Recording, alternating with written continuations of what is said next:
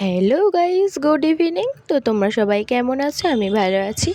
আজকে তোমাদের সাথে শেয়ার করতে চলে এলাম আমার অষ্টমীর রান্না বান্না। তো আজ অষ্টমী, তো আজকের ভাত তো বাড়িতে হবে না, তার জন্যই কি রান্না বান্না হচ্ছে তোমাদের সাথে দেখাতে চলে এসেছি। আজকে করব ঘুগনি আর লুচি। এই যে দেখো, এখানে আলু মটর সিদ্ধ করে নিয়েছি প্রেসার কুকারে, আর এখানে আদা আর এখানে একটু টক দই নিয়ে নিয়েছি। তো আজকে ঘুগনিটা একটু অন্যভাবেই করব, মানে যেমন করে আর কি চানা মশলা বানাই তো তেমন করেই করব আর কি। তার জন্য একটু টক দই নিয়েছি। তো ওখানে প্রথমে টমেটো ভাজতে দিয়ে দিয়েছিলাম। টমেটোটা ভাজা হয়ে যাওয়ার পর একটু আদা কুচি করে রেখেছিলাম, মানে কুচি নয়, গ্রেট করে রেখেছিলাম। তো সেইটা দিয়ে দিলাম। এটা অল্পই কষবো, আমি বেশি আদা কষি না, কারণ আমার মনে হয় আদা যদি বেশি তেলের মধ্যে কষি তাহলে আদাটা তেতো হয়ে যায়। তারপর খানিকটা জল দিয়ে দিলাম। এবার এর মধ্যে আমি টক দইটা যেটা ফেটিয়ে রেখেছি সেইটাই দিয়ে দেব। তো বন্ধুরা, আমার পুজো তো ভালো কাটছে, তোমাদের পুজো কেমন কাটছে অবশ্যই কমেন্টে জানিও। লাইক কমেন্ট শেয়ার অবশ্যই করে দিও। তো দইটা দেওয়ার সময় না, মানে গ্যাসের ফ্লেমটা লো রাখতে হয়, নইলে ফেটে যায়। আমি লো রেখেছিলাম, তার সত্ত্বেও আমার খানিকটা দইটা ফেটে গিয়েছে, জানো তো।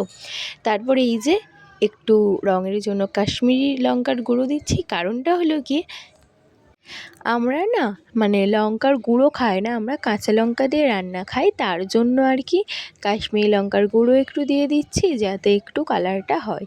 তারপর পরিমাণ মতো হলুদ আর বাকি যা যা মশলা লাগে সবটাই দিয়ে দেবো। এখানে দিয়ে দিচ্ছি একটু ধনিয়া গুঁড়ো, তারপর এখানে দিয়ে দেবো আর একটু জিরে গুঁড়ো, মানে রোজকারের যে মশলা সেইগুলোই দিয়ে দিলাম।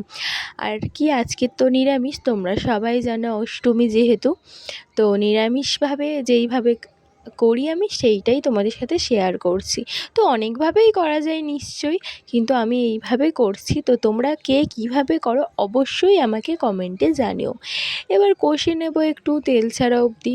কষে নিয়ে এবার যে সেদ্ধ করে রাখা মটরটা না আমি এর মধ্যে ছেঁকে দিয়েছিলাম, তো ওই সেদ্ধ করে রাখা মটরটা ওর মধ্যে দিয়ে দেবো, মানে মটর নয়, শুধু আলু মটর।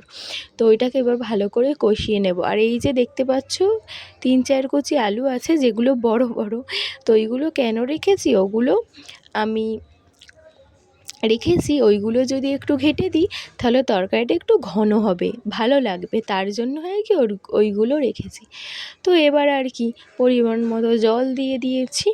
তো তারপর ফুটতে থাকুক। এই যে অনেকটা ফুটে এসছে, কিন্তু আমি এত ঝোল রাখবো না, যেহেতু আমরা দুজনে খাবো। তার উপর এখন না মানে সন্ধে হয়ে গিয়েছে, রাত্রের জন্য করছি, সকালে করিনি।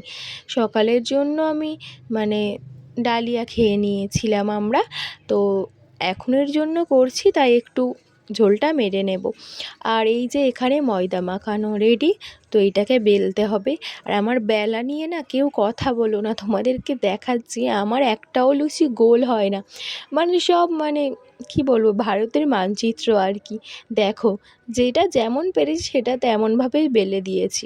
তারপরে এই যে গরম গরম লুচি আর ঘুগনি রেডি। তো তোমাদের কেমন লাগলো অবশ্যই জানিও। আবার দেখা হচ্ছে নেক্সট কোনো মিনি ভ্লগে। বাই।